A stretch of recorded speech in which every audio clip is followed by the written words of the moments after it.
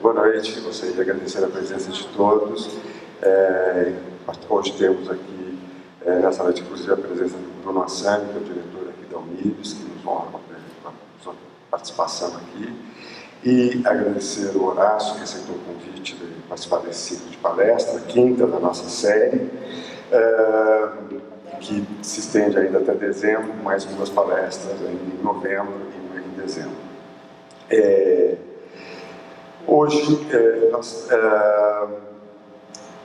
nós temos o Horácio Costa, que é um poeta, e ele vai falar sobre o imaginário judaico-cristão, a formação a partir de um poema dele, de uma história sobre São Paulo, que eu chamaria a atenção de vocês, porque ele retoma, digamos assim, aquele imaginário que foi comentado aqui pelo Paulo Garcês, do imaginário, da formação do imaginário bandeirantista, né? Quer dizer, a partir daquela narrativa histórica, hoje teremos uma narrativa de ordem poética, né?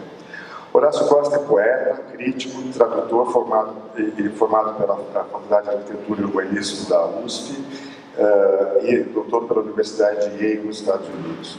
É professor da Faculdade de Filosofia e Letras da USP e foi professor titular na Universidade Nacional Autônoma do México. Uma extensa produção literária entre poesias, contos, ensaios e críticas, destacando alguns dos seus livros.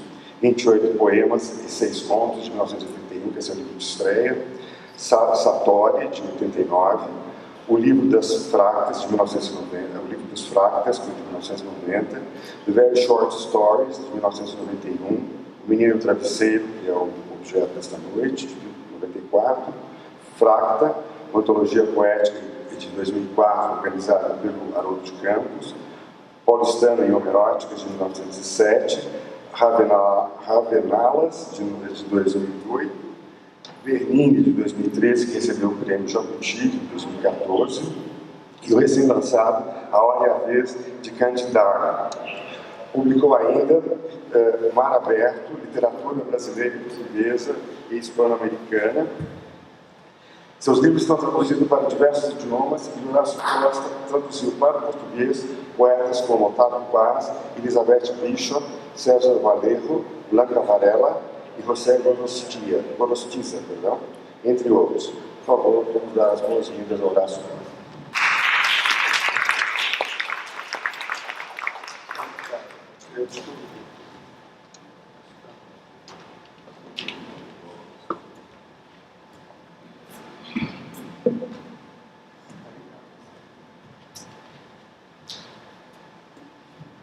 Boa noite.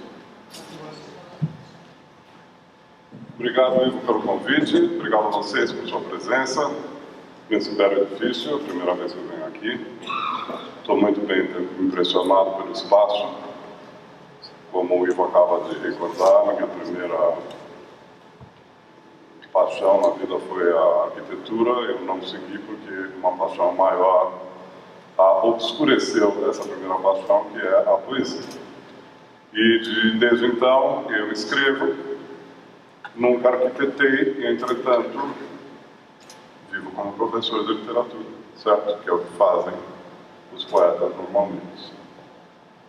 Ora bem, na verdade, o poema O Menino e o Travesseiro, que é o objeto da minha fala aqui, e que não vai ser fala, porque vai ser vida também, foi escrito em 1989, quando eu morava na cidade do México. Para recordar a minha própria memória e contar algo da minha vida para vocês, eu estava vivendo no México há 2 anos, desde 87, tinha vivido em Nova York e em New Haven, nos Estados Unidos, para fazer mestrado e doutorado.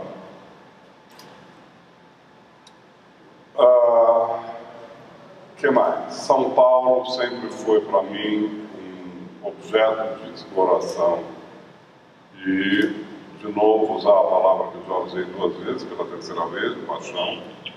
Eu tenho uma vinculação tão grande com essa cidade que mesmo vivendo no México, onde eu estava muito bem instalado e gostava muito, tinha muitos amigos, tinha um bom trabalho na Universidade Nacional, quando morreu minha mãe, de repente, em São Paulo, eu descobri que eu não podia viver sem mãe e sem cidade.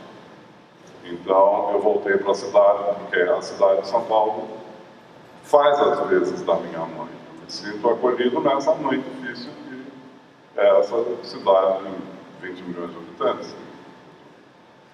E não me arrependo de ter voltado, é curioso. Minha relação com São Paulo só ficou melhor depois que eu decidi voltar.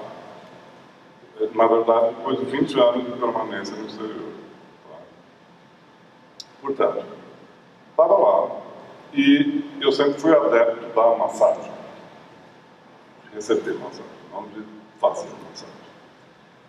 E numa massagem de Rolfing, ou seja, sendo eu paciente de uma massagem dessa técnica de Rolfing, eu vou falar um pouco mais sobre isso agora no meu texto, eu tive uma epifania.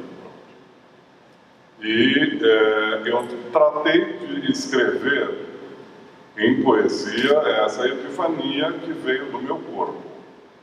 Ou seja, algo vivia no meu corpo que aflorou devido a 3 sessões sucessivas de Rolfing.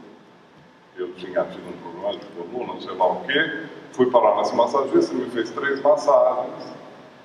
E na terceira delas eu tive uma epifania. Ora, a epifania, na verdade, ninguém é obrigado a saber, mas a epifania é muito conectada com o fenômeno da poesia. E creio de várias formas de arte. E provavelmente de religião também. E provavelmente de mística. Mesmo, a epifania vem de muito longe e é aquele momento em que o ser humano é, de fato, invadido por uma força que é muito mais forte do que a sua e que não é necessariamente uma força divina, mas é algo muito verdadeiro. Eu, na verdade, nesse tempo, tinha acabado de publicar o meu segundo livro de poesia, que se chama Satori. E antes de sair do Brasil e por um período nos Estados Unidos, eu fiz meditação Zen. E no Zen há a busca do Satori, que no fim das contas, guardadas as diferenças entre as culturas ocidentais e as orientais, particularmente a japonesa no caso, é uma espécie de epifania, de compreensão profunda de algo que não é verbal, é paraverbal, é metaverbal, mas que, no meu caso específico, tratei de escrever, não transcrever, porque também transcrever seria uma narração apenas sobre isso, certo? Mas de escrever, de criar sobre. E, portanto, a questão da epifania também se vincula em poesia com uma outra forma de se referir à iluminação poética, se vocês quiserem, que é outra maneira de falar da epifania, que é a iluminação, que é o rapto poético.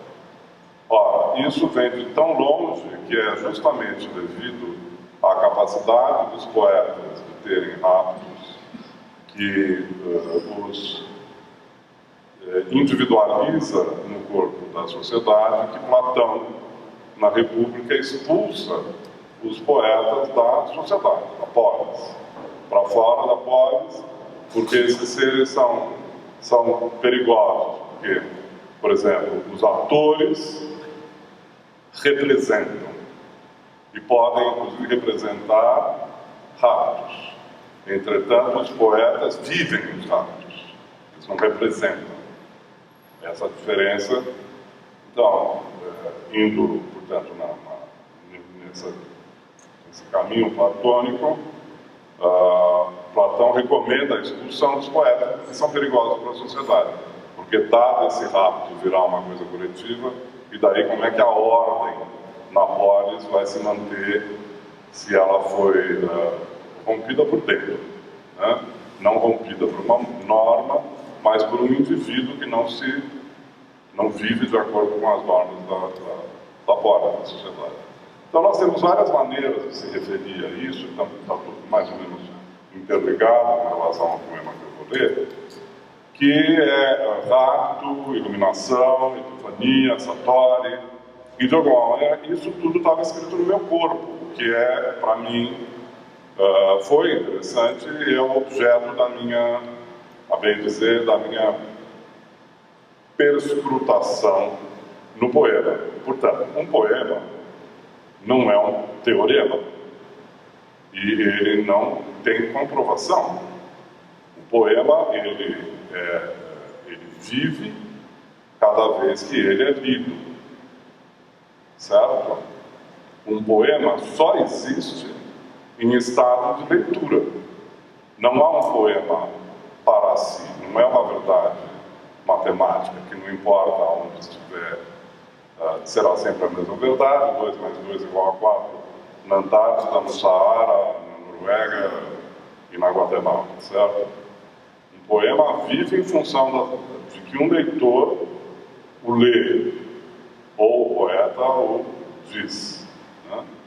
Então, longe de mim, nesse processo de perscrutação, propor algo final, mas é uma exploração que eu vivi e que eu sou, portanto, intérprete fidedigno do processo que eu estou falando. E, na verdade, como eu vou falar no texto mesmo, eu vivi fora do tempo por um período de vários dias, enquanto eu escrevi esse poema. Depois eu regressei ao tempo. E, curiosamente, é assim, nunca tinha acontecido comigo antes. E muito poucas vezes me aconteceu depois algo parecido. Continuado, como no caso desse poema, só ele. Então, vamos lá. A história do texto que eu vou ler é a seguinte. No ano passado, na Universidade de Lisboa, eu sou professor de literatura portuguesa na Universidade de São Paulo. Então, e tem muitas relações com a Universidade Portuguesa. E a Universidade de Lisboa, clássica, uma nova, organizou um primeiro colóquio que foi muito interessante e que uma professora da faculdade aqui da FEFEMEST me falou, a Suzana Schwartz, que ela não pôde vir, é professora de estudos bíblicos, né? E é minha amiga. Então nós estávamos conversando no supermercado. Nós nos encontramos no supermercado, porque a vida é assim. Então na fila do supermercado eu falei, o que você vai fazer em dezembro? E ela falou, eu vou para esse congresso lá na Universidade de Lisboa, por que você não vai? Você não tem aquele seu poema lá, por que você não vai para Lisboa? Daí eu escrevi para o organizador e falei, você me aceita? Eu estou fora do prazo, mas você me deixa participar? E por acaso foi um congresso bárbaro, porque foi o primeiro congresso de judeus, cristãos novos e lusofonia que se fez, tanto no Brasil quanto em Portugal. E reuniu muita gente, de muitas universidades europeias, do Oriente Médio, não apenas de Israel, porque foi gente também dos países árabes, tá? Da Turquia, dos Estados Unidos e do Brasil, de vários lugares da Europa. Foi muito interessante. E eu participei numa mesa sobre literatura cristã nova. E, então, tendo dito isso, o texto foi escrito para Lisboa. Quando o Ivo me convidou para esse ciclo sobre o imaginário, eu falei, olha, sendo omnibus, eu quero falar no Brasil esse texto que eu resumo, acabo de ler em Portugal, porque isso foi no começo do ano. Então, o congresso foi em dezembro, eu tinha acabado, estava com um texto fresco na minha cabeça, e, portanto, eu vou ler esse texto para vocês, tá bom? E depois a gente conversa e eu, dependendo posso ler o poema, porque a ideia é que vocês tivessem uma fotocópia do poema, que é muito extenso, tá? Mas já falaremos mais sobre isso. Eu prefiro ler o texto, tá bom?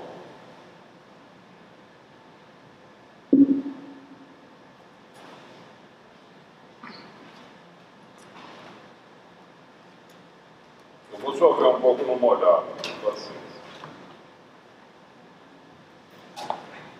O texto se chama Acerca da Escritura e do Significado do poema O Menino e o Travesseiro. Escrevi o poema O Menino e o Travesseiro num rapto poético que durou 4 dias, em 1989, na cidade do México, onde então vivia. Não apenas a duração e intensidade desse rapto difere esse poema dos demais escritos por mim. A origem da escritura desse poema também sinaliza nele algo próprio. Foi como se esse poema habitasse, ou melhor, estivesse escrito no meu corpo. Sei que não é tido como algo comum poetas tratarem criticamente de suas criações poéticas. Sei que há, senão um preconceito, um conceito de que os textos poéticos são melhor compreendidos e analisados por o que se convenciona chamar de crítica literária. Aos criadores dos textos, quem de resto, conforme o inconsútil Fernando Pessoa, mentem muito, caberia a mais confortável posição de oferecer às inteligências ditas críticas, para tal preparadas, as suas criações, provavelmente envoltas em fumos de mistério a ser, por elas, devidamente dilucidadas. Pois tal não é minha posição, nem como poeta, nem como crítico. Um poeta crítico pode, se quiser, tratar as suas obras de criação com mirada analítica.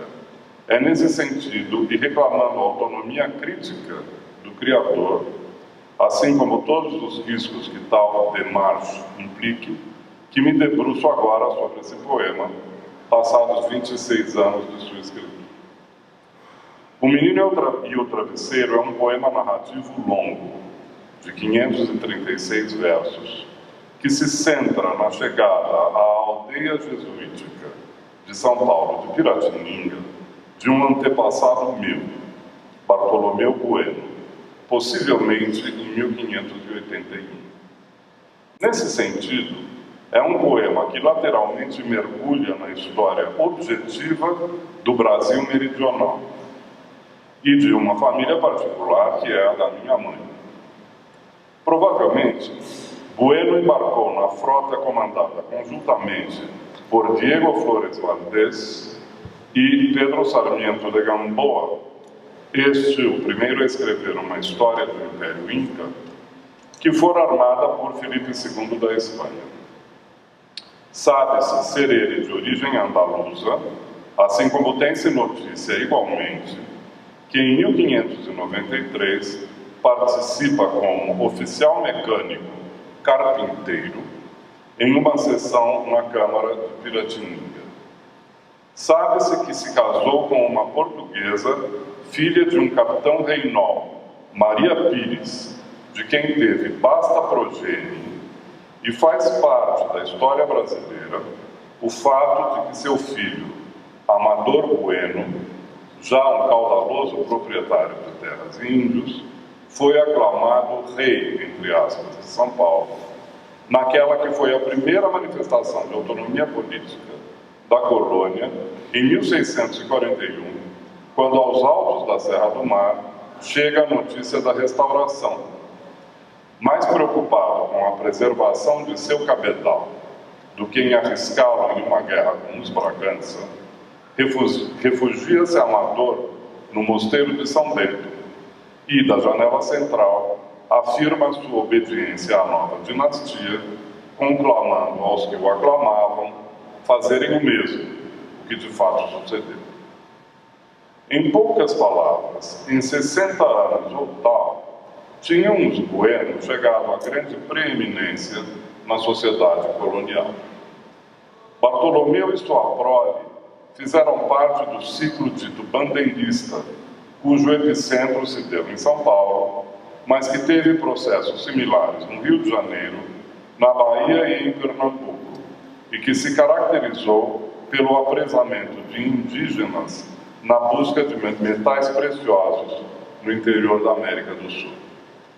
Acobertados pela porosidade da linha de Tordesilhas e pelo escudo que lhes dava a União Ibérica, esses súditos da coroa de Portugal meteram-se pelas de Castela, com a miragem de por terra chegarem até onde jorravam os metais do vice-reinado do Peru, em lugares já então míticos como el Cerro de Plata de Potosí.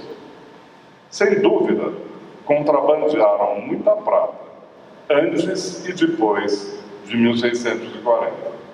Estudos há que afirmam que seus fumos autonomistas e concomitantes a roubos retóricos, assim como sua violência contra as populações indígenas, foram tolerados por Lisboa e mesmo pela cúpula do clero português na segunda metade do século XVII, justamente em função disso. No universo da realpolitik barroca, a monarquia lusa soube bem servir-se dos bandeirantes, tanto para garantir o suprimento de metais fortes, que ajudaram em seu esforço de guerra contra a Espanha de Felipe IV e Carlos II, como para o alargamento sem custo para si mesma das fronteiras do Brasil posteriormente ao reconhecimento da caducidade do Tratado de Tordesilhas, ao incorporar a traça original da colônia ao redor de 3 milhões de quilômetros quadrados. Esses são fatos históricos. Assim como na teoria do romance histórico, Apod Lukács, em função de sua análise dos romances de Walter Scott, como a moldura a uma tela a uma representação pictórica, balizariam eles o poema, emprestando-lhe o muito aristotélico princípio da verossimilhança. Há muitos textos que escalam sob o manto da escrita semi-historiográfica ou da prosa de ficção, e mesmo da poesia, esse período para nós distante e relativamente carente de documentação. Sem embargo, se tais perfariam uma espécie de macrotexto de imaginação histórico-literária, dificilmente se prestariam da deriva poética que creio pode ser verificada em O Menino e o Travesseiro. Antes de chegar ao poema, entretanto, vale dizer que eu não decidi escrevê-lo, tal e como faz um romancista frente ao sujet do seu romance. Ainda vale afirmar subsidiariamente que jamais fui um leitor dessa literatura de inspiração bandeirista, que sempre me pareceu, de resto, tisnada de um vergonhoso provincianismo. De fato, não há nada afinado com aquela vertente caraveleira, no sentido em que um Camilo Peçanha referia-se na Clepsidra à gesta dos descobrimentos portugueses, povoada por antepassados seus, em meu poema de 1989. Pelo contrário, em vez de dirigir-se à grande história dos descobrimentos, bandeiras e companhia, é na esfera da pequeníssima história que o poema se constrói. É ao redor da suposição e da assunção de que um olhar possa ser herdado que todo o poema se desenvolve. De fato, o poema desenrola-se em função da poeticidade de dois olhares específicos e colocados não apenas em consonância, mas também em relação de hereditariedade. Primeiro, o olhar do menino, quem se encontra enquanto espera o sono, imóvel e com sua mandíbula travada, vivenciando a sua recente orfandade materna. E segundo, o de seu antepassado, Bartolomeu Bueno, quem, no alto da Serra do Mar, depois da longa e escarpada subida, se despede da Europa e se embrenha no sertão americano, levado pelo guia índio rumo à aldeia de Piratininga. A junção entre esses dois olhares é dada pela visão do menino.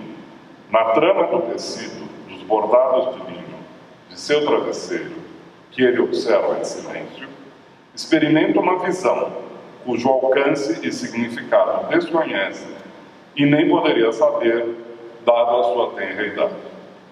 Nesta visão, que nasce da orografia do travesseiro, o menino, conectando-se com o Blanchot de La Folie de Jour, vê o ver, vê em estado puro, só vê, mais nada, e das singulares cores não faz paisagens, das plantas above, alhas ou portos, agora que a noite desce sobre a minuciosa serra de linho, por sobre cujas cavinas, indubitável, sobe a lua. Isso já citando um trecho do poema. Neste ver absoluto, discerne o menino o seu antepassado no referido momento da vida deste, de assunção de uma nova identidade, por assim dizer, a de colono em um meio ambiente que então estreia no cenário da história ocidental. Deixa o poema ao leitor a construção dessa personagem, sobre quem dá informações mínimas. Bartolomeu Bueno, assumido no poema como cristão novo, cujo prenome para os tios e avós sussurrava aos sábados, frente à Torá, ninguém sabe mais, e está sepulto agora. Escapa de Sevilha devido a alguma delação, à Inquisição, do fato de que judaizava e era presta-dinheiros, além de ser, evidentemente, carpinteiro. No fundo falso de seu baú de imigrante, além de alguma prata de coxim, leva os candelabros de 7 braços e de fatura moçárabe. Consigo, cito, empunha os úteis aparentes do mestério de oficial carpinteiro, plana, esquadro, régua, prumo, como os que evadem os exames dos reinóis. Em vez de ficar no litoral em São Vicente, e em função dessa duplicidade, como tantos cristãos novos durante a colônia, Bueno decide subir a Serra do Mar. Nunca será demais recordar o quão importante foi essa condição geográfica no surgimento de uma cultura própria, mestiça, presentes na São Paulo nos 2 primeiros séculos. E o quanto ela significou na escolha desse destino, durante o ciclo bandeirista, de muitos europeus que no alto da serra vislumbravam um lugar seguro e de difícil acesso, mesmo para os raros visitadores do Santo Ofício. Contatado através de sua visão com esse antepassado, e infere-se, de posse de sua identidade profunda e esquecida, pode o menino, para o final do poema, começar a relaxar e relaxar a sua mandíbula rumo ao sono. Em seu quarto, assim como no do Esse Ano Gonçalinho, no momento catártico do romance A Ilustre Casa de Ramírez, destilam, cito, figuras sem substância, onde comemorou o luar à noite, presa como várias bacantes de um festival de fantasmagorias. Fim de citação. Sem embargo, citação, a imagem difusa da Serra de Linho, que vive no travesseiro em miniatura, o que ele reterá por décadas em sua retina. Nos versos finais do poema, o sono instala-se ao passo que a cidade acorda. Na verdade, para recuperar o título de meu segundo livro de poemas, nesse sentido, é um poema que lateralmente mergulha na história objetiva do Brasil meridional e de uma família particular que é a da minha mãe. Provavelmente, Bueno embarcou na frota comandada conjuntamente por Diego Flores Valdés e Pedro Sarmiento de Gamboa, este o primeiro a escrever uma história do Império Inca, que fora armada por Filipe II da Espanha.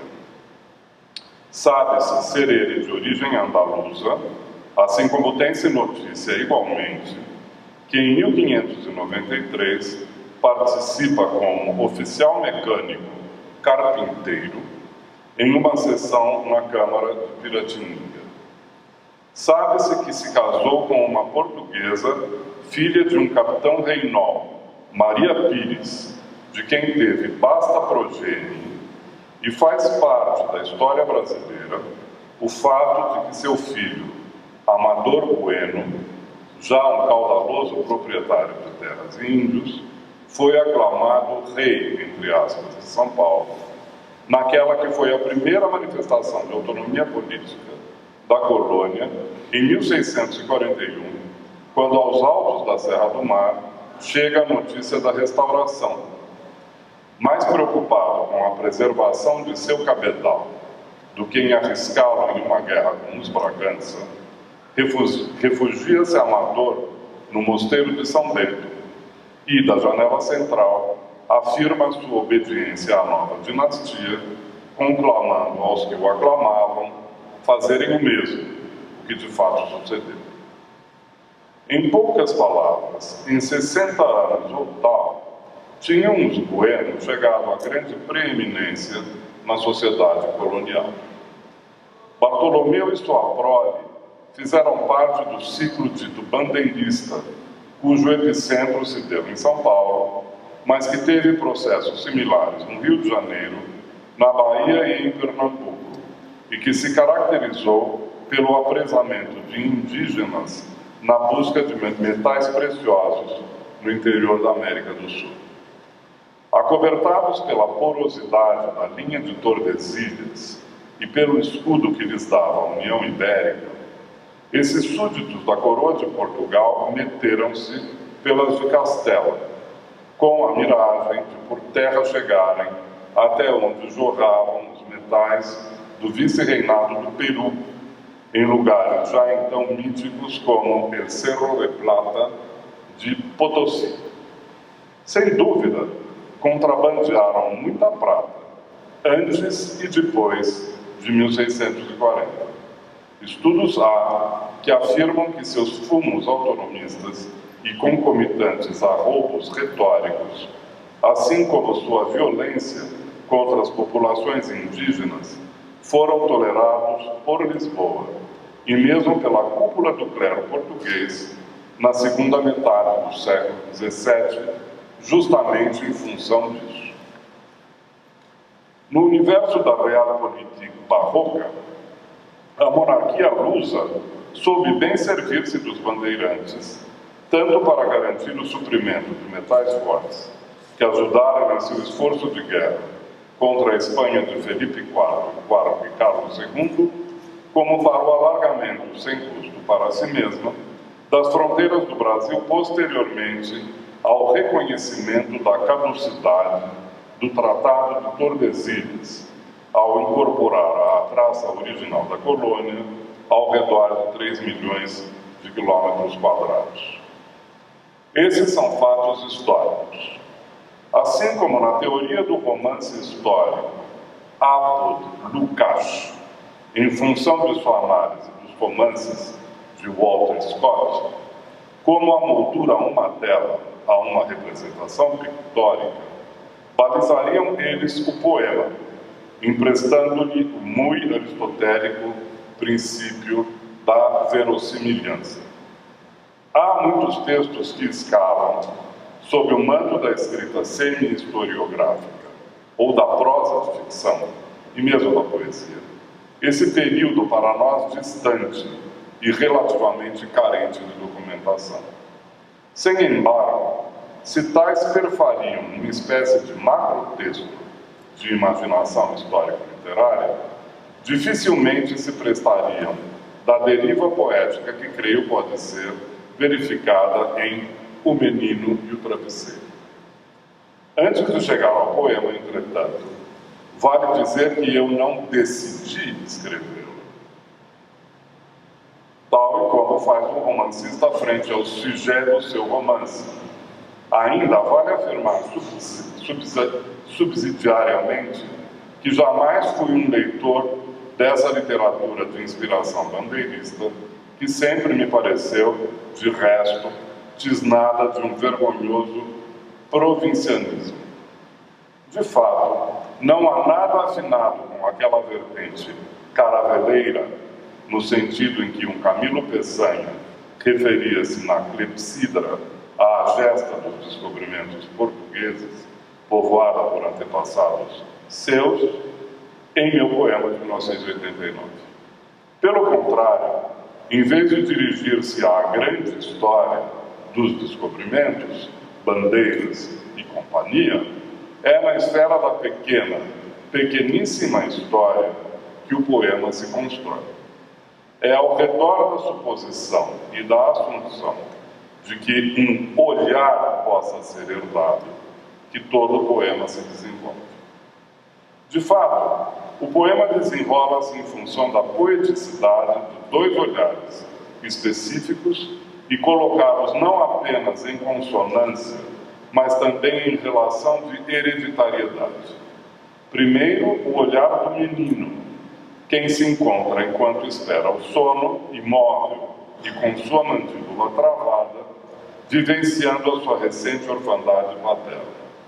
E segundo, o de seu antepassado, Bartolomeu Bueno, quem, no alto da Serra do Mar, depois da longa e escarpada subida, se despede da Europa e se embrenha no sertão americano, levado pelo guia índio rumo à aldeia de Piratininga. A junção entre esses dois olhares é dada pela visão do menino, na trama do tecido, dos bordados de linho, de seu travesseiro, que ele observa em silêncio, experimenta uma visão cujo alcance e significado desconhece e nem poderia saber, dada a sua tenra idade. Nesta visão, que nasce da orografia do travesseiro, o menino, conectando-se com o Blanchot de La Folie de Jour, vê o ver, vê em estado puro, só vê, mais nada, e das singulares cores não faz paisagens, das plantas above, alhas ou portos, agora que a noite desce sobre a minuciosa serra de linho, por sobre cujas cavinas, indubitável, sobe a lua. Isso já citando um trecho do poema. Neste ver absoluto, discerne o menino o seu antepassado no referido momento da vida deste, de assunção de uma nova identidade, por assim dizer, a de colono em um meio ambiente que então estreia no cenário da história ocidental. Deixa o poema ao leitor a construção dessa personagem, sobre quem dá informações mínimas. Bartolomeu Bueno, assumido no poema como cristão novo, cujo prenome para os tios e avós sussurrava aos sábados, frente à Torá, ninguém sabe mais, e está sepulto agora. Escapa de Sevilha devido a alguma delação, à Inquisição, do fato de que judaizava e era presta-dinheiros, além de ser, evidentemente, carpinteiro. No fundo falso de seu baú de imigrante, além de alguma prata de coxim, leva os candelabros de 7 braços e de fatura moçárabe. Consigo, cito, empunha os úteis aparentes do mestério de oficial carpinteiro, plana, esquadro, régua, prumo, como os que evadem os exames dos reinóis. Fim. Em vez de ficar no litoral em São Vicente, e em função dessa duplicidade, como tantos cristãos novos durante a colônia, Bueno decide subir a Serra do Mar. Nunca será demais recordar o quão importante foi essa condição geográfica no surgimento de uma cultura própria, mestiça, presentes na São Paulo nos 2 primeiros séculos. E o quanto ela significou na escolha desse destino, durante o ciclo bandeirista, de muitos europeus que no alto da serra vislumbravam um lugar seguro e de difícil acesso, mesmo para os raros visitadores do Santo Ofício. Contatado através de sua visão com esse antepassado, e infere-se, de posse de sua identidade profunda e esquecida, pode o menino, para o final do poema, começar a relaxar e relaxar a sua mandíbula rumo ao sono. Em seu quarto, assim como no do Esse Ano Gonçalinho, no momento catártico do romance A Ilustre Casa de Ramírez, desfilam, cito, figuras sem substância, onde comemorou o luar à noite, presa como várias bacantes de um festival de fantasmagorias. Fim de citação. Sem embargo, citação, a imagem difusa da Serra de Vinho, que vive no travesseiro em miniatura, o que ele reterá por décadas em sua retina. Nos versos finais do poema, o sono instala-se ao passo que a cidade acorda. Na verdade, para recuperar o título de meu segundo livro de poemas, nesse sentido, é um poema que lateralmente mergulha na história objetiva do Brasil meridional e de uma família particular que é a da minha mãe. Provavelmente, Bueno embarcou na frota comandada conjuntamente por Diego Flores Valdés e Pedro Sarmiento de Gamboa, este o primeiro a escrever uma história do Império Inca, que fora armada por Filipe II da Espanha. Sabe-se ser ele de origem andaluza, assim como tem-se notícia igualmente que em 1593 participa como oficial mecânico carpinteiro em uma sessão na Câmara de Piratininga. Sabe-se que se casou com uma portuguesa, filha de um capitão reinol, Maria Pires, de quem teve vasta progênie, e faz parte da história brasileira o fato de que seu filho, Amador Bueno, já um caudaloso proprietário de terras e índios, foi aclamado rei, entre aspas, de São Paulo, naquela que foi a primeira manifestação de autonomia política da colônia, em 1641, quando aos altos da Serra do Mar chega a notícia da restauração. Mais preocupado com a preservação de seu cabedal do que em arriscá-lo em uma guerra com os Bragança, refugia-se Amador no mosteiro de São Bento e, da janela central, afirma sua obediência à nova dinastia, conclamando aos que o aclamavam fazerem o mesmo, o que de fato sucedeu. Em poucas palavras, em 60 anos ou tal, tinham os Bueno chegado à grande preeminência na sociedade colonial. Bartolomeu e sua prole fizeram parte do ciclo dito bandeirista, cujo epicentro se deu em São Paulo, mas que teve processos similares no Rio de Janeiro, na Bahia e em Pernambuco, e que se caracterizou pelo apresamento de indígenas na busca de metais preciosos no interior da América do Sul. Acobertados pela porosidade da linha de Tordesilhas e pelo escudo que lhes dava a União Ibérica, esses súditos da coroa de Portugal meteram-se pelas de Castela, com a miragem de por terra chegarem até onde jorravam os metais do vice-reinado do Peru, em lugares já então míticos como El Cerro de Plata de Potosí.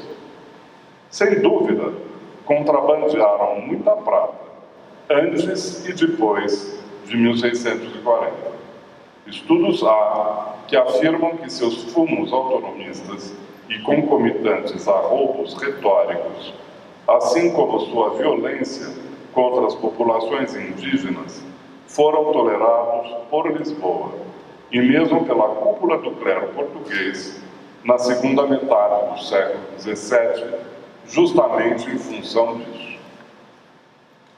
No universo da realpolitik barroca, a monarquia lusa soube bem servir-se dos bandeirantes, tanto para garantir o suprimento de metais fortes, que ajudaram em seu esforço de guerra contra a Espanha de Felipe IV e Carlos II, como para o alargamento sem custo para si mesma das fronteiras do Brasil posteriormente ao reconhecimento da caducidade do Tratado de Tordesilhas, ao incorporar a traça original da colônia ao redor de 3 milhões de quilômetros quadrados. Esses são fatos históricos.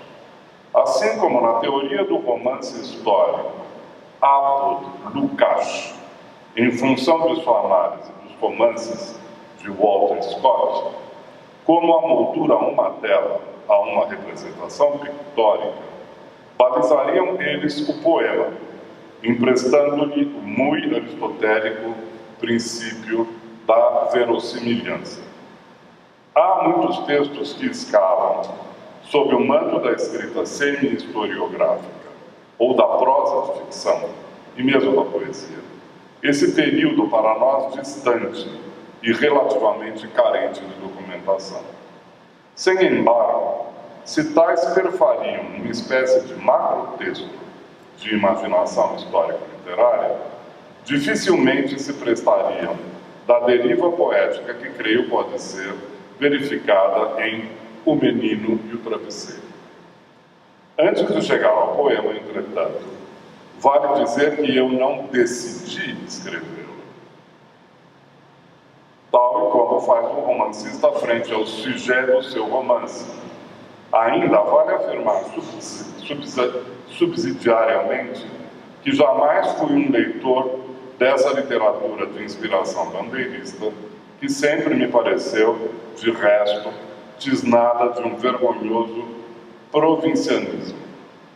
De fato, não há nada afinado com aquela vertente caraveleira, no sentido em que um Camilo Peçanha referia-se na Clepsidra à gesta dos descobrimentos portugueses, povoada por antepassados seus, em meu poema de 1989.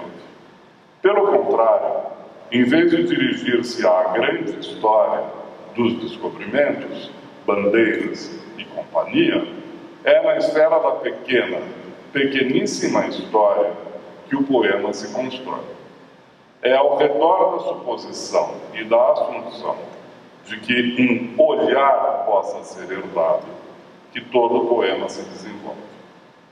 De fato, o poema desenrola-se em função da poeticidade de dois olhares específicos e colocados não apenas em consonância, mas também em relação de hereditariedade. Primeiro, o olhar do menino, quem se encontra enquanto espera o sono, imóvel e com sua mandíbula travada, vivenciando a sua recente orfandade materna. E segundo, o de seu antepassado, Bartolomeu Bueno, quem, no alto da Serra do Mar, depois da longa e escarpada subida, se despede da Europa e se embrenha no sertão americano, levado pelo guia índio rumo à aldeia de Piratininga. A junção entre esses dois olhares é dada pela visão do menino, na trama do tecido, dos bordados de linho, de seu travesseiro, que ele observa em silêncio, experimenta uma visão cujo alcance e significado desconhece e nem poderia saber, dada a sua tenra idade. Nesta visão, que nasce da orografia do travesseiro, o menino, conectando-se com o Blanchot de La Folie de Jour, vê o ver, vê em estado puro, só vê, mas nada, e das singulares cores não faz paisagens, das plantas abole, alhas ou portos, agora que a noite desce, sobre a minuciosa serra de linho, por sobre cujas cavinas, indubitável, sobe a lua. Isso já citando um trecho do poema. Neste ver absoluto, discerne o menino o seu antepassado no referido momento da vida deste, de assunção de uma nova identidade, por assim dizer, a de colono em um meio ambiente que então estreia no cenário da história ocidental. Deixa o poema ao leitor a construção dessa personagem, sobre quem dá informações mínimas. Bartolomeu Bueno, assumido no poema como cristão novo, cujo prenome para os tios e avós sussurrava aos sábados, frente à Torá, ninguém sabe mais, e está sepulto agora. Escapa de Sevilha devido a alguma delação, à Inquisição, do fato de que judaizava e era presta-dinheiros, além de ser, evidentemente, carpinteiro. No fundo falso de seu baú de emigrante, além de alguma prata de coxim, leva os candelabros de 7 braços e de fatura moçárabe. Consigo, cito, empunha os úteis aparentes do mestério de oficial carpinteiro, plana, esquadro, régua, prumo, como os que evadem os exames dos reinóis. Fim. Em vez de ficar no litoral em São Vicente, e em função dessa duplicidade, como tantos cristãos novos durante a colônia, Bueno decide subir a Serra do Mar. Nunca será demais recordar o quão importante foi essa condição geográfica no surgimento de uma cultura própria, mestiça, presentes na São Paulo nos 2 primeiros séculos.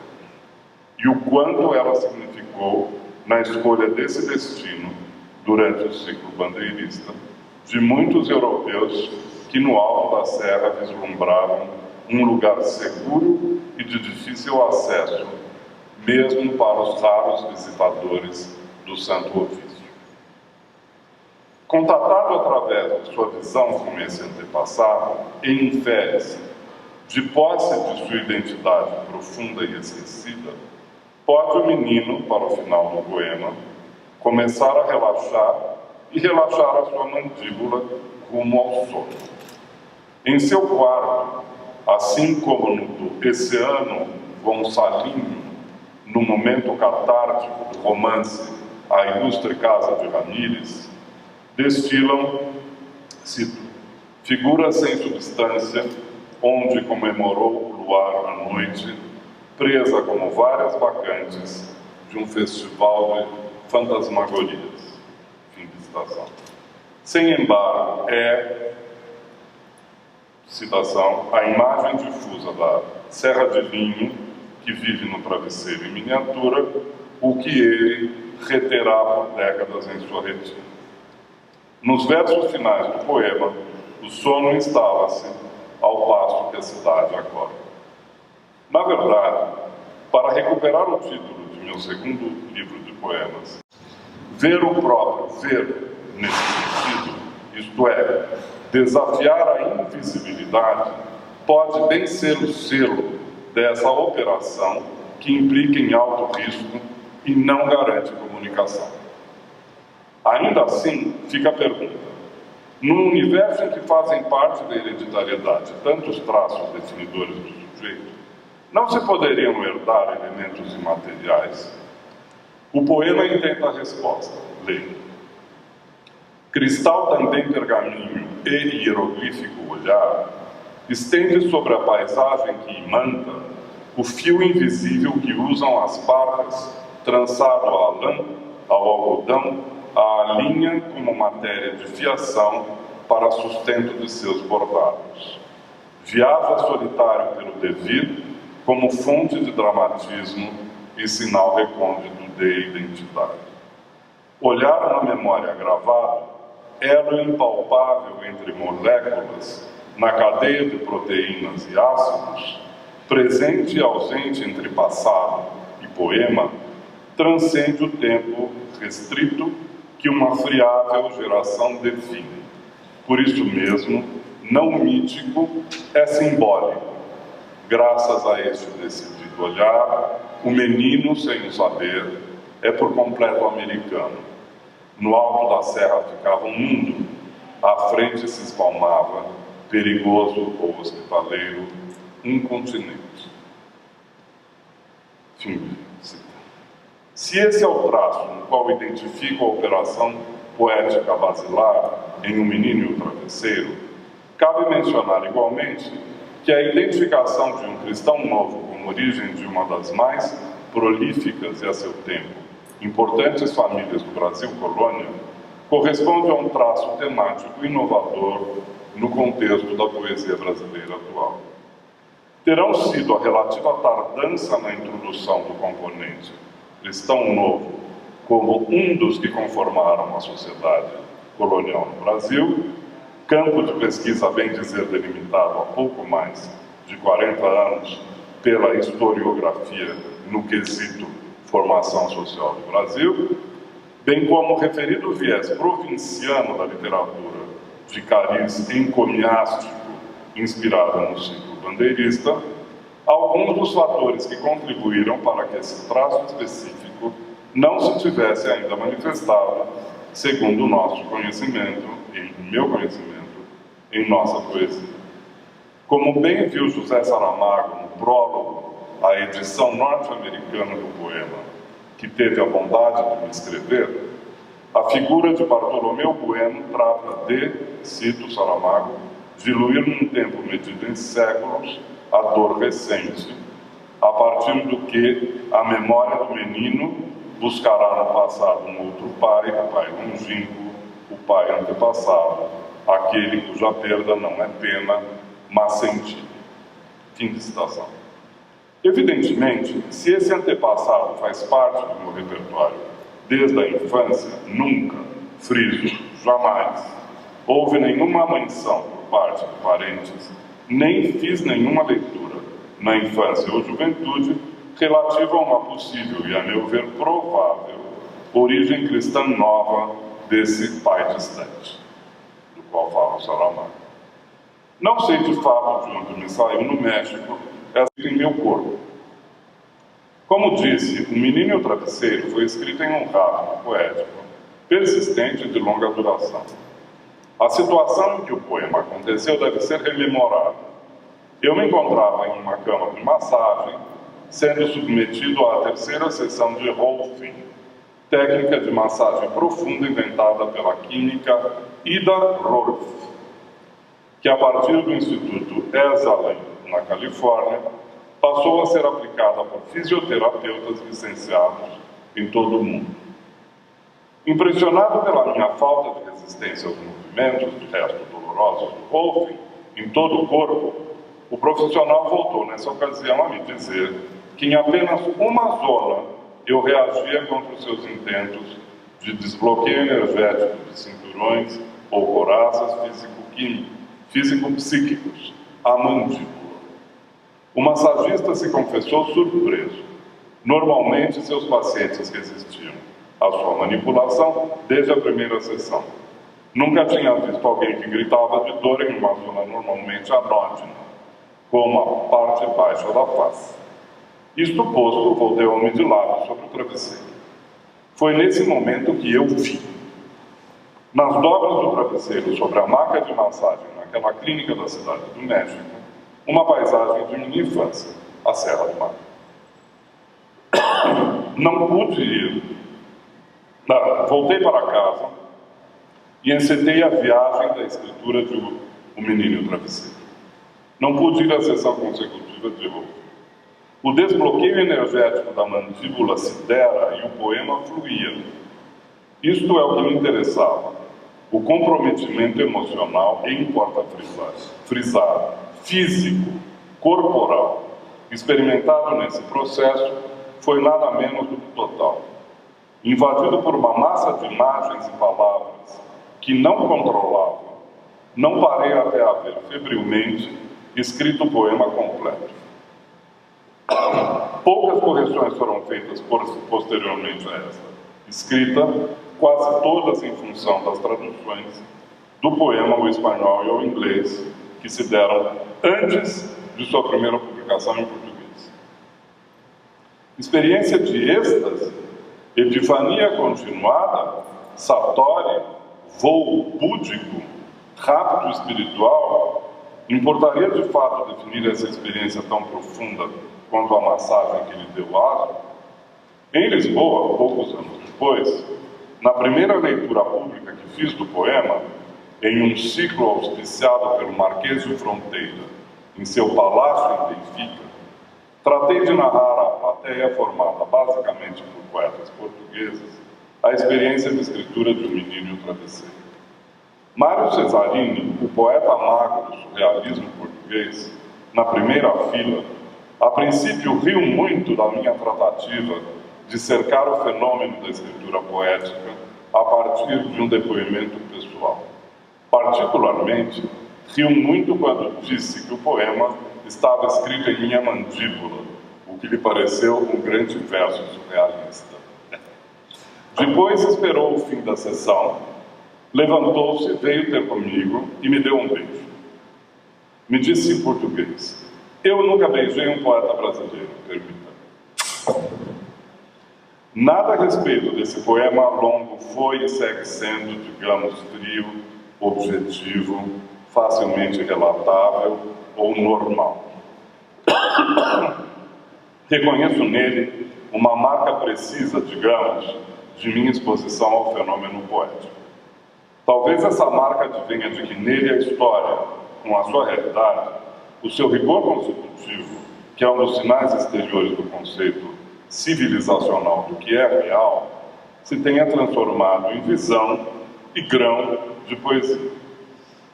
No poema longo Nocturno de San Ildefonso, que recentemente traduziu ao português, Octávio Paz diz: a história é o erro. A verdade é aquilo, além das datas, aquém dos nomes, que a história desdenha. O cada dia, pulsação anônima de todos, pulsação única de cada quem. O irrepetível cada dia idêntico a todos os dias. A verdade é o fundo do tempo sem história. Fim da citação de Paz. Talvez seja justamente esse fundo do tempo sem história o que pulsou na escritura de Um Menino e o Travesseiro. E que talvez continue a fazê-lo, oxalá. Obrigado.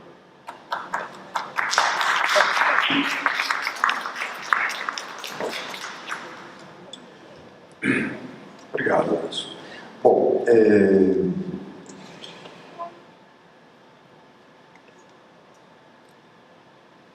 digamos assim, você fez uma colocação, mas tem uma coisa que me parece, assim, que hoje à tarde, quando eu reli o poema, né, me chamou a atenção uma coisa que... onde estaria, digamos, o imaginário do Bandeirante? Como que ele afora, né? E acho que o poema dá umas pistas, entendeu? Quer dizer, o menino é um estudante, ele tem um microscópio, ele olha o tecido pelo microscópio, né? Tem essa coisa de curiosidade. E me ocorreu pensar no Conrad, no primeiro personagem do Coração das Trevas, que o moleque começa olhando no mapa, entendeu? Quando ele vai viajando, escolhendo, marcando os lugares do mundo que ele queria visitar, assim. E o que me parece que é super, assim, foi super tocante lembrar, quando eu li hoje à tarde, por exemplo, quer dizer, é que o poema, ele se anuncia, assim, de uma maneira muito de um imaginário super infantil do quarto de um menino. Entendeu? Quer dizer, as coisas ali dentro, né, elas parecem que se movimentam, né, e põem em movimentação, então, a imaginação dele de evocar o seu antepassado. Na verdade, ele tem uma visão daí entre os antepassados. Então, ele vê uma cena original.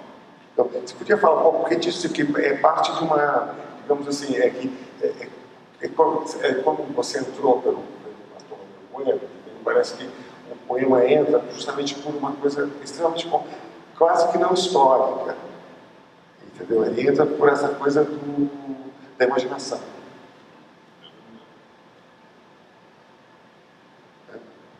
Imaginação e história. Quer dizer, a história, vamos lá. A história, como eu acabo dizendo, a história não existe. A história é no sujeito, mas ao mesmo tempo Nós estamos vivos, nós fazemos isso. Então, imaginar é aquilo que você experimenta todo dia. Porque você vive a história sem imaginá-la. O que você imagina da história que é o real. Né? Então, é um conflito entre os dados da chamada realidade, que é relatado, etc., e aquilo que você vive. Né? O conflito que vem da condição de polis. Agora, vamos lá para trás. O que acontece é que o olhar do menino cruza uma recriação da história. Ele atravessa, porque não está baseado no poema, no conhecimento real. O poema depois se constrói a possibilidade de que esse olhar não seja o olhar do menino, que é um olhar herdado, um olhar que é o olhar do antepassado. Tá? Essa é uma possibilidade que o poema dá ao leitor. E, na verdade, eu não tinha pensado, me tinha formulado a possibilidade da herança de um olhar, da hereditariedade, da herança de um olhar. Se eu tenho meu nariz, que se parece com o meu avô, e eu estou agora com artrose, que é o que minha mãe tinha, nada me garante, nada me impede de eu ter dado um olhar, certas preferências, inclusive de seres imemoráveis na família. Você já não sabe como eles viveram nem nada. De fato, quando você herda, não sabe o que você está herdando. Não se sabe qual é. Se você não é a somatória de tudo isso? Você é a somatória disso tudo. Mas você é uma somatória passiva disso tudo. Porque é tudo que te parece natural. E, de repente, o olhar do menino faz com que essa hereditariedade seja uma evidência, algo ativo na vida do menino. Nesse momento, ele está, a bem dizer, fora da história, ele está na pura imaginação. Ele está na pura imaginação. Ele está além da história. A imaginação se faz verdade. E a poesia só pode ser escrita porque esse menino imaginou uma verdade em algum momento. Eu não sabia que eu tinha imaginado. Eu volto a dizer, eu sou professor de literatura e eu acho que uma forma muito cabotina de tratar o fenômeno da poesia é a que foi inventada no século XIX, que diz respeito a essa convenção do eu poético. Como se os poetas projetassem no eu aquilo que eles são. E para mim, quando ensino poesia, eu faço isso com muita frequência, a primeira questão é que eu me indisponho com esse lugar comum. Não é o poeta que se lança no texto, é um eu imaginário do poeta. Eu acho que não, eu acho que é um poeta que está no texto em alguma facção, algum lado, alguma feição que pode, inclusive, ser imaginada pelo poeta. Mas não é um deslocamento do poeta para um outro ser, como se convenciona dizer. Então, aqui, o eu poético não existe. O menino descobre algo nele. Tá? Ele vê. E ver essa questão da materialidade do ver, é o que eu acho o mais interessante. O ver se torna material, se faz material. Então, essa pretensa invisibilidade, no fim das contas, é o que toda a arte quer trazer à tona, me dá a impressão. O grande impulso para a arte é desver, tornar visível o invisível, mas não é só tornar visível no sentido da visão cotidiana, é numa outra visão, né? O invisível se vê, pronto, se você quiser. É o invisível que se torna visível, como invisível, não como visão cotidiana. Então é isso que eu acho que está na origem, nesse grão de visão, que eu terei tido em algum dado momento, ou terá vivido em mim, e eu não sabia que existia. Eu queria pegar um ponto que você falou aí atrás, que é essa questão de quando você definiu o poeta, né? Que Na palestra da Noemi Jaffe, foi muito interessante que ela definiu o escritor, o lugar do escritor, e ela falou de uma coisa ao contrário, que o escritor é um pouco parecido, é o contrário, seria o contrário do poeta, não sei se vocês entenderam assim, no sentido de que ela citou um exemplo, eu vou dar um outro exemplo, por exemplo, é que o escritor ele se coloca, ele vive aquele personagem, é aquele personagem. Ela está falando do escritor de ficção. De ficção, exatamente. Sim, mas o mecanismo da ficção é um outro da poesia. É completamente diferente da poesia. Fala um pouco disso, por favor. Bom, mas aí ou seja, a poesia é velha, certo? Vamos começar com isso. A poesia ela é tão velha quanto a linguagem. E a prosa de ficção não, são convenções de narração que tem, sei lá, vamos ver, como professor eu digo, tem 500 anos, no máximo, ou seja, é no século XVI que você tem certos mecanismos de prosa que duram até agora. Tá? Nós temos na língua portuguesa, por exemplo, o Romance de Menino e Moça, de Bernardo de Ribeiro, que é de ao redor de 1530, então um primeiro romance mais ou menos moderno. Você aponta para uma prosa de ficção contemporânea, que agora é uma prosa moderna contemporânea. Mas a poesia tem vários milhares de anos. Ou seja, falar é ancorado numa experiência de poesia. Certo? Falar. A comunicação verbal está ancorada numa experiência de poesia, porque ninguém pode, em sã consciência, pensar que nós estamos sentados em cima da palavra cadeira. Você está sentado em cima de uma cadeira. Você não está sentado em cima da palavra cadeira. É a linguagem que faz com que a palavra cadeira vire cadeira. Certo? Na primeira vez em que a cadeira virou a palavra coincidiu com o objeto, foi uma experiência de poesia. Entendeu? E assim tudo. Você dizer eu sou é uma alucinação. Pensa bem, eu sou. O que é ser? Então é uma convenção que nós experimentamos ao longo da vida, mas que na origem parte de uma experiência poética, que depois se transforma numa experiência social. Ora, a poesia, não importa em que momento da história ela esteja, ela tem um pé nessa origem. Tá? E a prosa de ficção não tem. Sinto muito. Mas não tem. Entendeu? É mais fácil. Por isso é que se lê menos prosa de ficção e os editores publicam mais prosa. Que se lê menos poesia, os editores publicam mais prosa de ficção. É mais fácil, Kant, entendeu? Porque não vai atrás do problema da linguagem. Os problemas da prosa de ficção, a não ser em poucos contados, narradores, não existem. A questão da prosa de ficção basicamente está vinculada a um repertório comum entre o leitor e o narrador que diz respeito a algum nível de realidade. Pronto. Na poesia, particularmente na poesia visionante, a questão dessa origem, o que é o olhar original, a percepção original, o dedo original, a mão original, a sombra original, está sempre presente, você entendeu? E os leitores muitas vezes têm crise com isso, tem rechaço. Tá? Assim. Mas como poeta a gente fica insistindo, eu pelo menos insisto. Foi. Eu ia falar com a palavra imaginário e nós mesmos, opa, fica meio alto.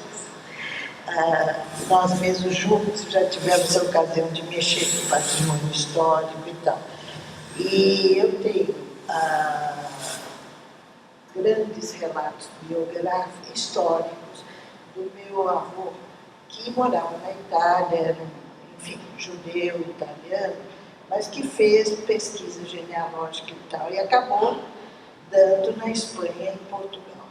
Ou seja, temos origens semelhantes. Meu pai chegou em 1940 e pouco, e o português lá atrás, em em 1590 estava no Recife, mexendo com cana-de-açúcar, meu pai agrônomo, mexendo em Ribeirão Preto, dentro de uma fazenda, mexendo com cana-de-açúcar. Então, assim, além de eu ter as imagens do meu pai, que nasci nessa fazenda e tal, eu tenho referências remotas que não foram, meu avô assinalou, mas eu fui atrás por divertimento próprio ou necessidade poética, talvez. E eu estou tentando formular a pergunta. Mas então, digamos, o que eu tenho? Em Portugal você encontra pouquíssimo, quer dizer, muito material, grandes relatos de Inquisição, Torre do Tombo e tal, mas não é uma história linear, tanto que para a história do Brasil, tantos estão se debruçando e dedicando atualmente. Então eu te pergunto, o que me vem do que você colocou é o seguinte: você tem imagens, você tem fatos, você tem relatos familiares, como você deve ter tido da sua família, sua mãe e dos antepassados, um pouco alguém contou. E, de repente, você se apropria com a sua linguagem poética, que é diferente da linguagem histórica, da linguagem literária, e aí vem os teóricos que fazem a história do detalhe, a história tem o Ginsburg, né, inclusive, pequena história e tal. Então, você tem várias categorias nisso, cada um se expressando de um jeito. E, agora, eu não vejo muitas outras alternativas para ser autêntico do que essa poética. Você está me assinalando um caminho, porque você não consegue ser seriamente histórico, principalmente com esse assunto, quer dizer, um assunto que te pega. Então, seria isso o momento poético, você deu vários nomes. Não, né? eu acho que são duas coisas, porque o momento de poesia ele pode acontecer independentemente do tema. Do tema. Esse tema, na verdade, esse poema para mim continua sendo uma incógnita, porque na minha família nunca se mencionou a questão do cristão novo. Não se falou. Não era uma informação que eu tivesse. Pelo contrário, porque a memória escrita que se tem é dessa subcultura que eu remeto, inclusive, à experiência dos portugueses que escrevem sobre a questão mítica das caravelas e das explorações aqui, que é, aqui no Brasil, a gesta das bandeiras. Mas que eu acho uma subcultura muito pobre, muito pobre, não tem culturalmente muita profundidade. Então, eu, de fato, não tinha experiência. Tá? Eu terei pensado alguma vez, quando eu era aluno da FAO, em função do que eu comecei a estudar da cidade de São Paulo. Ou seja, é mais através da minha experiência como urbanista, que foi uma experiência na FAO, né? Estudar como era a casa bandeirista e como era São Paulo no século XVII, no século XVI, que eu terei pensado, mas nunca formalizado, qual era como que a minha família tinha vindo parar aqui. Porque eu sabia que a data existia, porque há documentos, mencionei, tá? Desde 1581 esse senhor estava aí. Em 1593 ele é parte da Câmara de São Paulo. Mas não há nenhuma menção, nem em árvore genealógica, nem em relatos, de que ele foi um cristão novo. Se eu cheguei a pensar com objetividade, foi em função da ciência extra da historiografia de São Paulo. Então, daí, como viveu e se transformou em poema, não sei como. Então, penso nessa questão de uma possível hereditariedade, um possível ver que se mantém, que se escreve por si só e se mantém com gerações. Mas não só a história oral. Será que a história oral, você vê a Serra do Mar, assim, e se emocionar tanto com um travesseiro que tem umas montanhas assim. Não sei, eu acho que é querer reduzir a um fenômeno preciso algo que talvez seja puramente poético. Acho que é coisa sim.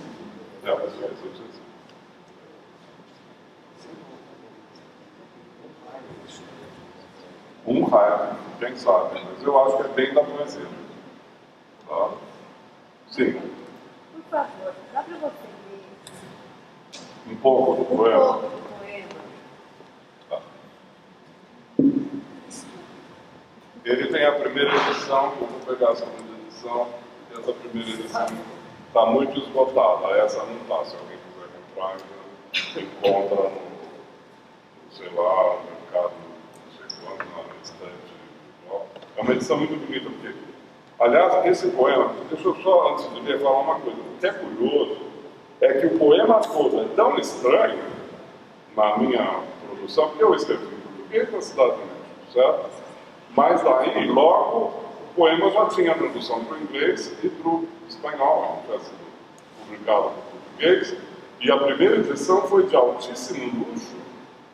Eu também nunca tive nenhum outro livro tão bem editado nos Estados Unidos por um senhor que era um mecenas, que depois fez um lançamento do livro na cidade natal dele, Praga, na República Tcheca, onde eu vi numa ilha cercada de cisnes. Eu não estou mentindo, entendeu? Não, mas isso A vida é bárbara, ué. Ou seja, porque o negócio funcionou, foi possível. Entendeu? O poema aconteceu assim.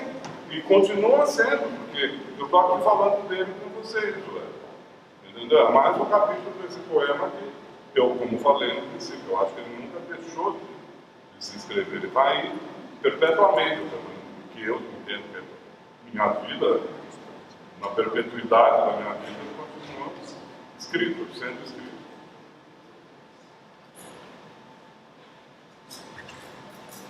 O poema tem duas epígrafes. A primeira é do Jorge de Lima, de Invenção de Orfeu. E a segunda é de John Ashton. A primeira: dentro desse cosmorama há um menino acordado.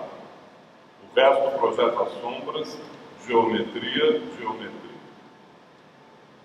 Segunda: but your eyes proclaim that everything is surface. The surface is what's there, and nothing can exist except what's there. Com a mandíbula travada, curioso observa o menino a singular paisagem que vive no ninho.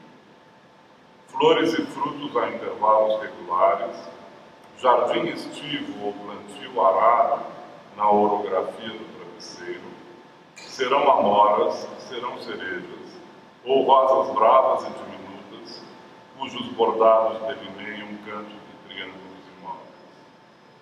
Parábolas brancas, que o reflexo da tarde faz azuis e sombreadas. Por esta flora mínima, vago, surpreendido e tenso, tem nela a cabeça afundada como um animal no feno. Se a movesse pouco que fosse, se muito umas polegadas poucas, identificaria o que sucede ao sono em sua atenção. Já o menino sabe, nem por infante, que tudo o que tem forma tem nome, e o que nome tem, conforta. Suspensiva, a digressão termina com o batismo da coisa.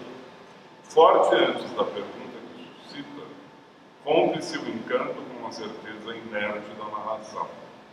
A terra, entrevista pela escotilha, igual não é, nem num instante, à que enfrentamos num porto escuro pela primeira vez pisado, mesmo que se despeça, a fosca e ágil madrugada, e na fímbria do horizonte, entre contornos descontínuos. No trânsito entre nome e objeto, vivendo sua imprecisão, a coisa é sempre única. Inaugural, fora da língua, trapiche que invade a noite, a sensação persiste em sua unicidade. Não se move sequer os olhos, um menino que a paisagem só desfruta e por completo a pode habitar. Triângulos brancos e repetidos, numa sequência de paraboloides, serras do mar líquido, com suas fulgurações queimam as pupilas. São aos olhos abismos e nuvens fixos que maculam pigmentos tremulantes como um texto inescrutável. Pontos e cores, cruzes, dão a história do travesseiro. Bordadeiras ciosas ou sem cuidados, máquinas ou mãos a terão escrito, a qual batalhas daria lógica que a inteligência solicita, perfil de candura e soberba, à multíplice realidade. Se alguns heróis ou acontecimentos, antes verossímeis que verdadeiros, a balizassem para além dos olhos. A vida requer definições para convencer-se que se processa. Ao conquistador, a câmara do ouro, os mantos de plumas que este reflete, por si não bastam. Sem a posse das minas e do mercúrio, que necessita ourives para a cinzelar da espada, sem o excesso da crônica sobre o fio de sua durindana, sua empresa não está completa. Ou talvez não vejam estes olhos mais que a delicada trama da fazenda, milimétrica, as fibras cortadas em aproximativos ângulos retos, em tranças que se reproduzem, em labirintos falsos de enigma, focada em sua aparente bidimensão, a paisagem a esta distância imita a eloquente plástica do microscópio, a dias ganho como presente de aniversário. Uniformes, anônimas reentranças, sem nenhuma especificidade, sem história nenhuma visível, sucedem-se brancas ou coloridas, geométricas e sem expressão, como os olhos octogonais de moscas massacradas despiciando para o prazer da infância e promessa da ciência. O conhecimento manda criar teatros, voraz medusa, cenários monta com o que o seu anzol captura, para desvirtar, se não por um momento, mas para a eternidade, virtual for seu destino, reais serão. Equilibrados entre interpretação e ouvido, equilibrados entre nada e nome, não aquelarre ao Alcácer Quíveres, não como grande episódio da história universal, sem o que a amiga de memória sempre oferecesse, os povos, sem o que Roma não se funda num terreno sobre o Tíber, Lisboa não se chama o Bicico, não se materializa o México numa águia que sobre um cacto come uma serpente, e não seria Moscou a terceira e última Roma. Avatares mais humildes, os vultos entram, acordes à ordem sua, fundadores ou partícipes de uma cidade sem mitos fundacionais, salvo o de crer em sua própria existência, para além deles, no mundo substancial. Entram sem turbilhão, anti-cirandas, portadores e produtos da música da infância, por ela seduzidos e harmonizados, que o Pai Novo, presente ausência, clave da pauta abstraída, ocluir não logra e mesmo reforça. Bueno, um homem bom, um cristão novo da Andaluzia, saiu de Cádiz como aos Brasis. Bartolomeu lhe chamam os fregueses, que em Sevilha seu dinheiro emprestam, na loja estreita na Medina oculta, em cruzados, cobrões, dinares, maravedis, marcos e florinas. Seu prenome para os tios e avós, sussurrado aos sábados frente à Torá, ninguém sabe mais, está sepulto agora. Entrado em débitos, o denuncia algum valente à Inquisição. A passagem é extorsiva e o percurso indevassável, mas deixado Sagres, não há volta atrás. Escudo e aposta, o mar maior se esfuma em nomes familiares. Madeira, Cabo Verde, Espérites, que um do outro estão mais. De manhã no tombadilho livra-se dos temores que lhe incita o vento, mais quente e quente a cada dia. No rosto hirsuto lhe chega o hálito do monstro que a Jonas teve, prisioneiro de uma vivência. No bojo das velas como animais, aos pores do sol sangram as cruzes, ao infiel persuadido estendem sua obrigatória proteção. Quando observa com medo o mar, e o velame infla como um alísio, e a nau aterna como um cetáceo, as gotas que lhe molham o peito em constelações secam de sal, desconhecidas formas caprichosas, de estrelas de um hemisfério novo que o afastam mais e mais da Europa. O terço do Ângelus lhe ensina ilhas de um arquipélago desconhecido. Contas não de fé, mas de autodefesa, num universo cujo véu mapa, as inábeis pontas dos dedos reconhecem como circular.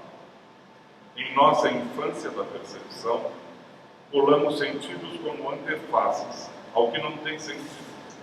Se nos seduz o inevitável, percorremos mundo sem pensar nos pés. Vive o caminho o homem, e nas praias todas mergulha. Está sem estar no páramo, cuja acolhida estima, e a morte, quando vier, encontrá-lo irá a algum lugar. Princípio opaco que só ilumina, a dispersão recupera o todo, que a luz que cega sempre quer compacto, e sob a veste clara do momento, tenta a aparência tão só esconder.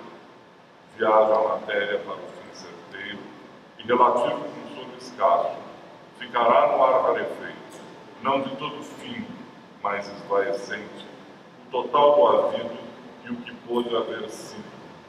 Com a cabeça imersa no travesseiro, alerta ao ar, pleno à recepção, só assim a animação da história, que ao menino traz do ar, pode aos poucos se estabelecer. A finitude, empírica como a dor física, ou os dentes de leite que caíram já, é uma verdade que em vigília ele não cessa de experimentar. Sim. Bom, vamos cortar por aqui e ele chega à parte escura do Império, que é São Paulo, Buenos, e o menino Luiz vê o antepassado, vê se despedir do mundo no alto da serra. Mais alguma pergunta? Bom, muito obrigado. Agora temos vocês, muito obrigado, abraço, foi super bonito, super legal. E aí, estamos vocês no dia 28 de novembro com a Sueli Rodrigues falando sobre. 28 de novembro? Ah, É 28 de novembro, hoje é 24. É 28 de novembro, a Sueli Rodrigues falando sobre imaginário e subjetividade. Muito obrigado.